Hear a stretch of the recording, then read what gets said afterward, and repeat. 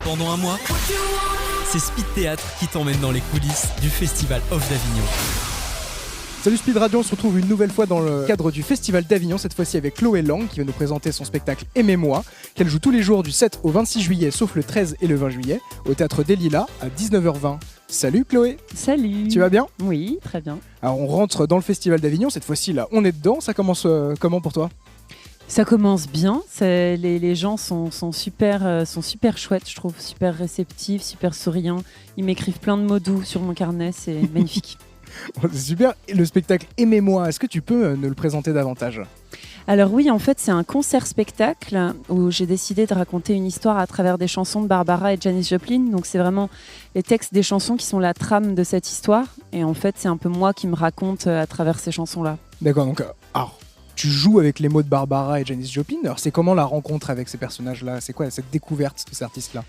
Déjà, c'est deux femmes que j'adore, que j'admire, je crois, qui sont venues à mon secours quand j'étais un peu une jeune adulte et que je traversais des moments compliqués ou des questionnements sur le monde. Je sais que Barbara est venue quand même quand je devais avoir 17, 18 ans. Et vraiment, ça a été un peu une maman, quoi. Elle m'a vraiment réconfortée.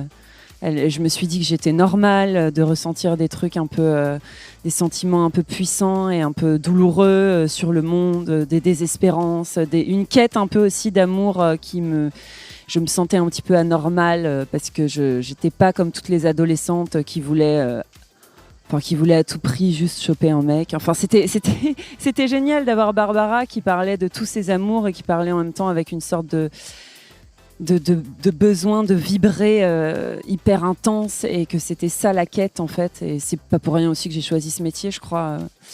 Et puis Janis Joplin, pour moi c'est la même chose. Elle est venue aussi à d'autres moments pour d'autres blessures, mais son cri, sa rage de vivre, sa difficulté à trouver sa place dans le monde aussi, c'est des êtres, des puissances féminines, je trouve, dans lesquelles je me retrouve et dont je suis hyper fière de les avoir avec moi sur scène tous les soirs. Et on le ressent, alors ces artistes qui t'ont aidé toi à un moment précis de ta vie, est-ce que c'est aussi le but de ton spectacle ? Il y a ce côté transmissif, je pourrais dire ? Non, je pense qu'il y a un truc de fait, puisque moi j'accepte de parler de l'intime et de mon intime, ça vient rejoindre un peu l'universel puisque ça vient toucher l'intime des autres. Et donc là, on se reconnaît un peu, le public et moi, comme des gens similaires et il y a une émotion qui se transmet et finalement, je crie aimez-moi, mais j'accepte. Enfin, je leur dis aussi qu'ils ont le droit d'avoir ce désir-là, et puis du coup, on s'aime mutuellement, quoi. C'est bien. Super, une musique qui est comme donc tu reprends des artistes qui est vraiment un hymne à l'amour. Justement, aimez-moi. Alors c'est vraiment un besoin d'aimer. Tu parles d'une quête. C'est vraiment ce message-là que tu veux transmettre. Est-ce que chacun se veut être aimé ou on veut aimer ? Dans quel sens l'amour se traduit ? Je pense que aimez-moi, c'est un peu un cri, c'est un peu comme si je crois qu'on a tous besoin d'être aimés et que c'est hyper dur de le dire. Je crois que c'est aussi pour ça qu'il y a autant d'artistes et qui, eux, du coup, c'est un petit peu criant. Je veux dire, quand tu montes sur scène et que t'as ce truc-là quand même très puissant. Après, c'est pas que ça, évidemment, ce choix de ce métier, parce que pour moi, il y avait vraiment le besoin de raconter des histoires et de m'éloigner de la réalité, en fait, de créer d'autres mondes pour m'évader de ce monde que je trouvais trop violent.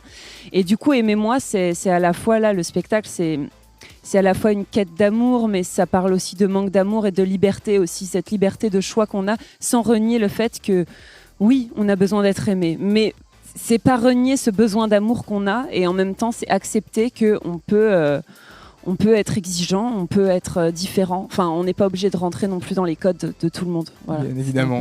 Alors Chloé, tu es musicienne, tu es comédienne et tu l'allies donc justement ces deux disciplines dans ton spectacle. Comment on peut traduire un message aussi fort que la liberté et l'amour en tant que femme à travers des manières de parler, un langage différent tel que la musique et le théâtre qui sont complètement différents ? Alors moi, c'est vraiment de la musique. C'est vraiment un concert. Je chante 11 chansons et je m'accompagne avec plein de petits instruments. Le fait que je sois comédienne, c'est un peu un truc parce que c'est ce qui me constitue, je dirais. Mais sur scène, je suis vraiment chanteuse. Je suis vraiment une chanteuse qui chante 11 chansons. Après, ma manière de me positionner sur scène, elle est de fait influencée, je pense, par les années de théâtre que j'ai fait ou par ce que je fais, c'est pas du tout théâtral, mais c'est vrai que j'aime créer un lien avec le public et j'aime cette parole-là.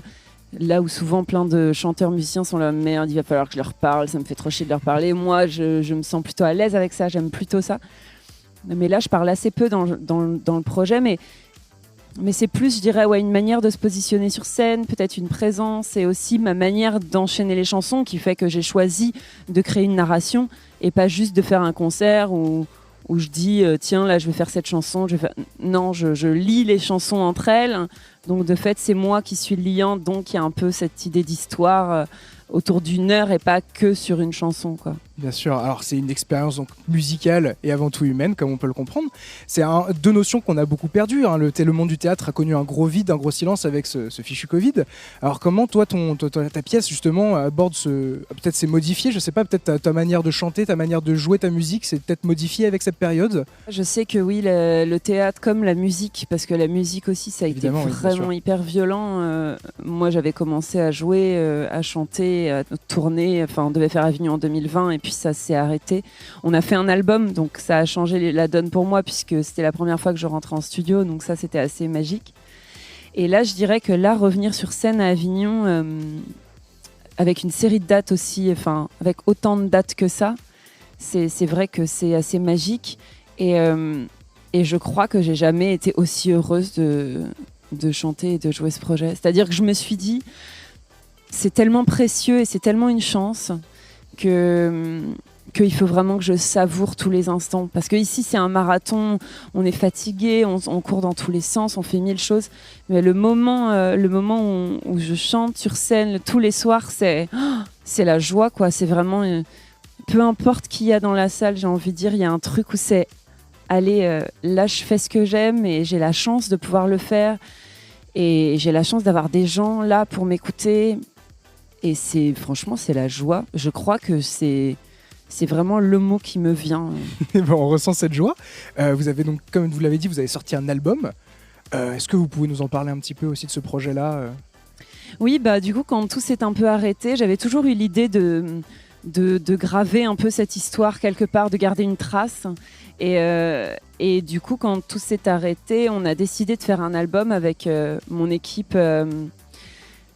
Donc c'est Michael Wookie qui est aux arrangements du live et aussi de l'album, et puis Jonathan qui est mon ingénieur du son sur scène en live et qui du coup est aussi ingénieur du son en studio, et c'est lui qui a mixé l'album. Et donc tous les trois on a enregistré ça avec des nouveaux arrangements, donc il y a plein de nouveaux instruments, et puis on a aussi, moi j'avais à cœur de continuer à raconter cette histoire, mais il fallait un peu transformer parce que je voulais pas parler sur le disque, je le sentais pas. Donc on a fait des transitions du design sonore, donc on a essayé de spatialiser les morceaux. Et c'est vrai que moi je suis très sensible au cinéma aussi, parce que je fais du cinéma, et j'avais vraiment envie de faire un film pour les oreilles, quoi. C'était ça mon idée. D'accord. Donc je parle beaucoup dans les arrangements en termes d'image, d'ambiance, de scène en fait un peu.